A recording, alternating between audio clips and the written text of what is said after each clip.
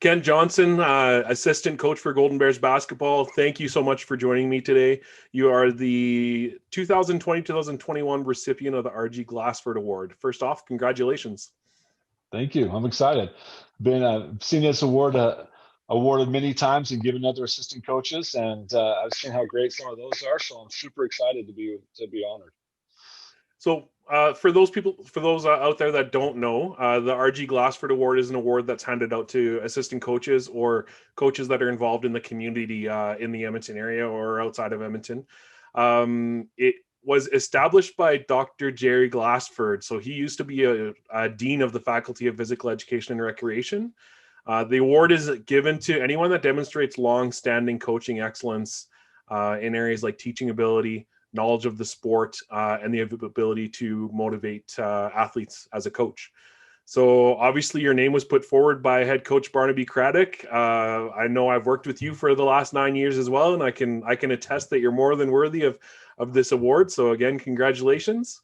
Some questions for you. So Shoot. You've been involved with Golden Bears basketball, as I said, for 9 years now.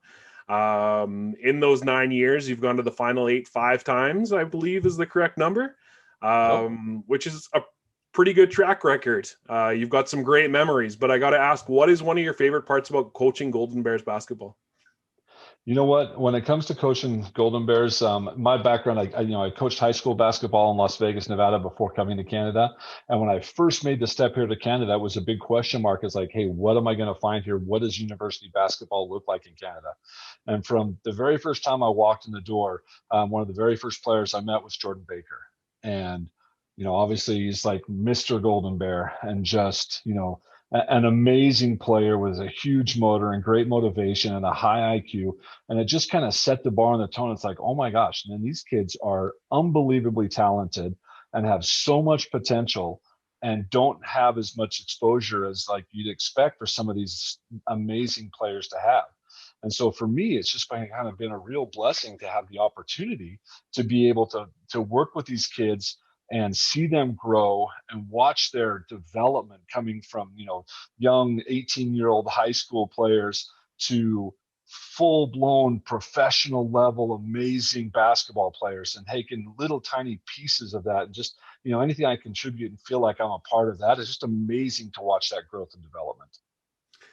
One of the big areas that you've really been involved in is the whole recruitment, advanced scouting, that side of things. Talk about your contributions in that side. I know you from first-time experience, you've been involved in bringing a lot of kids in from the United States and from other areas. So how has your involvement, your experience helped with that? Well, like I said, because I'd coached basketball in the U.S. and lived I'm from Salt Lake City, Utah, but coached in Vegas for quite a few years. It seems like that's kind of where my connections are to be able to find players. And so as we go looking for players that we think will help the Golden Bear program, I've been really blessed to be able to find, some great players like, Zara Botham and Austin Waddups and now Tyus Jefferson that are from those connections in those areas. And those are guys that have been able to come in and actually, really contribute and be high level players for the Golden Bears. In fact, you talk to those guys now and they all speak glowingly of their time that they spent here in Edmonton and with U of A. In fact, our present import right now, Tyus Jefferson, he talks about saying, man, do I ever have to leave? When I'm done, can I just stay here forever? So, and that's kind of cool to see that development. I also happen to be a French speaker, so was able to help with some of our other recruitment and players that have that French background and being that connection into helping with them, like Youssef Oreg and Mamadou Gueye and Hugo Cloyson, that are all French-speaking players that came in, Sebastian Deneau. So it's been really fun and an eye-opening thing to see the recruiting side of it and build those relationships before they even become a player. By way of future scouting, I think that's probably one of my strengths is kind of being able to see what other teams do and hopefully help us lay out a pathway for the ways that we can combat that and do it there and, stop what their strengths are. I mean, I enjoy watching video. I love watching hours of it, and that's kind of what advanced scouting is just watching video, watching video, watching video, and trying to watch those repetitions and find the tendencies that we can really take advantage of. I think we kind of got the answer that I'm looking for in the next question out of your last comments, but I'll ask it anyways because it could go a different direction. But what motivates you to be a basketball coach? You know what? I love teaching. I love building relationships, and I view the kids that I coach as like almost extra children of mine. I mean, like I can tell you from the many years I spent as a high school coach in Las Vegas, there are numerous guys that played for me down there. Obviously by now that's been, over 15 years ago when I first started coaching, that I'm still in contact with and in touch with, and they're part of our family. And that's just kind of what for me coaching has become. It's like a way to grow my family.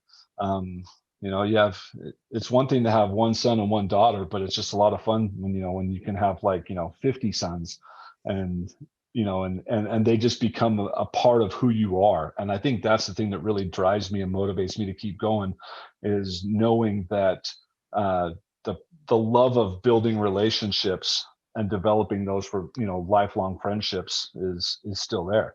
I mean, heck, it started with here in Edmonton, and really kind of started with Coach Craddock and with Jordan. I mean, they're our staff now. Those are the two guys I spent the last few seasons working with directly. Those two guys, it's like they're lifelong friends, and it's all because of the coaching community. Continuing, it's all a part of the journey, obviously, and the journey has to go somewhere from here. So looking long term, looking down the road, where do you see what are your goals in terms of like long-term goals as it pertains to basketball?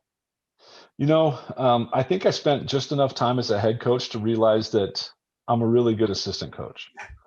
It would have to be a really extreme, crazy situation to make me want to be like, hey, you know what? Maybe I want to jump back into being a head coach and leave U of A, because I really don't see that happening. I mean, heck, I'm not a spring chicken anymore. I'm over 50 now. So it's, spend a few more seasons here and, I'm kind of settled in. Maybe I'll just be a U of A fixture for forever. And then we'll just, when I stop coaching the U of A, I'll just be done. Who knows? It's certainly kind of how I see things right now, especially with how my family is settled in here into Edmonton, and we love the area and we love the community.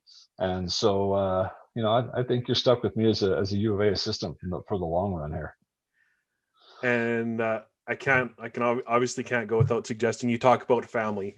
Some big news for you. Barnaby just mentioned it to us the other day, that you officially have your Canadian status. So congratulations on that. Yeah, I mean, it was a long process. My wife is a civil engineer. It was her work that brought us here to Canada. And so we were on work permits for a rotating period for a long time. But, like I said, my daughter's married to a Canadian boy now. My son's in high school here now. So we're like, hey, we can't go anywhere. We're here. So the next step is getting that status to actually be here as permanent residence, and then moving on towards citizenship. So we're excited, Heck, like I said, born and raised in Salt Lake City, Utah, but we're Canadians now. Well, I know that I speak on behalf of everyone in athletics. We're glad to have you here. So thanks very much for choosing us as your home. Kent, listen, it's been great catching up. I really appreciate it. Congrats again on the RG Glassford Award. Wish you all the best in the future, and hope to see you back. Hope to see everyone back on the court here come in the fall. Agreed. Thanks, Brad. That's exactly what I'm looking forward to. Let's just get us back on the court, and let's play some games again. Agreed. Thanks again. We'll chat with you soon. Thanks, Brad.